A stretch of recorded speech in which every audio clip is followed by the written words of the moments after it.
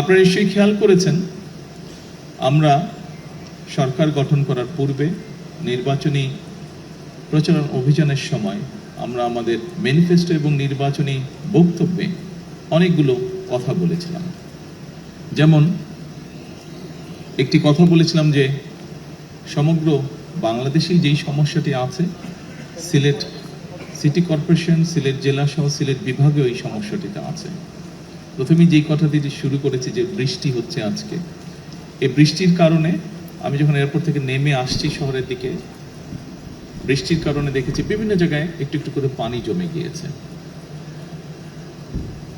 এবং বৃষ্টি যদি আর একটু বেশি হয় হয়তো এরই ভিতরে অনেক জায়গা আছে যেখানে কিছু জলাবদ্ধতাও তৈরি হয়েছে।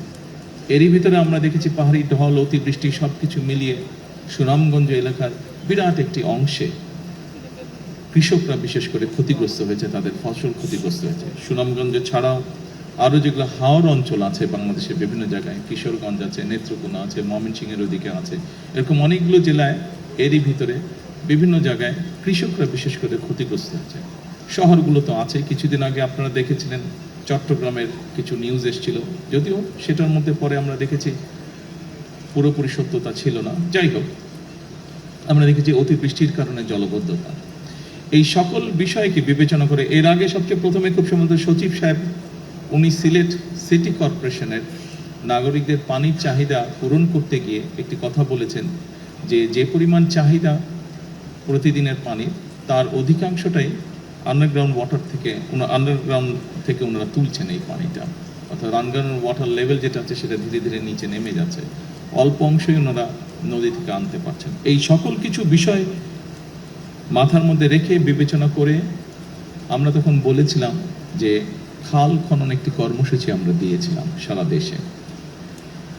এই কর্মসূচির কথা বলেছিলাম এবং সরকার গঠনের সাথে সাথে আমরা এই কর্মসূচিটাকে শুরু করেছি। এই কর্মসূচির লক্ষ্য বা উদ্দেশ্য কিন্তু এই সমস্যাগুলোকে অ্যাড্রেস করার জন্য।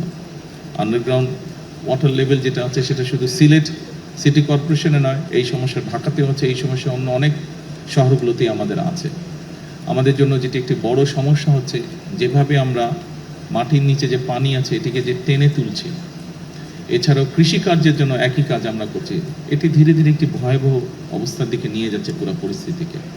আমরা যদি এই পরিস্থিতিটাকে এখনই অ্যাড্রেস করতে চাই, তাহলে সবচেয়ে প্রথম যে উপায়টি হচ্ছে আমাদেরকে খাল খনন করতে হবে, এবং খাল খননের মাধ্যমে এই যে পানিগুলো, দেখুন বর্ষার সময় এই যে বৃষ্টির সময় এত পানি আসছে, এত পানি এসে জলাবদ্ধতা তৈরি হচ্ছে, তারপরে আমরা কোনোভাবে পানিটাকে সরিয়ে দিচ্ছি, পানিটা কিন্তু নদী দিয়ে নেমে সমুদ্রে চলে যাচ্ছে, অর্থাৎ এই পানিটাকে আমরা ব্যবহারও করতে পারছি না।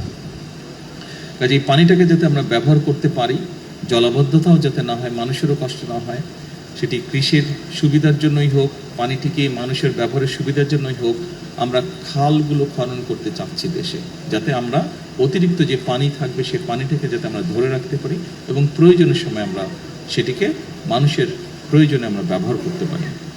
আজকে এই অনুষ্ঠানে আসার আগেই সিটি কর্পোরেশনের জলাবদ্ধতা নিরসনে একটি প্রকল্পের কাজ শুরু হবে, সেটির ভিত্তিপ্রস্তর আমি স্থাপন করে এসেছি। আমি ইঞ্জিনিয়ার সাহেবকে জিজ্ঞেস করেছিলাম যে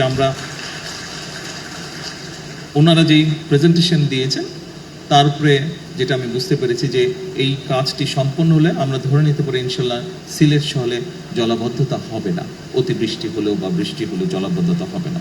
তবে অবশ্যই এখানে আরেকটি বিষয় আমাদেরকে খেয়াল রাখা প্রয়োজন, যেই সমস্যাটি শুধু সিলেটে নয়, যেই সমস্যাটি আমাদের প্রায় সবগুলো শহরে সামগ্রিকভাবে হয়তো সমগ্র দেশেই আছে।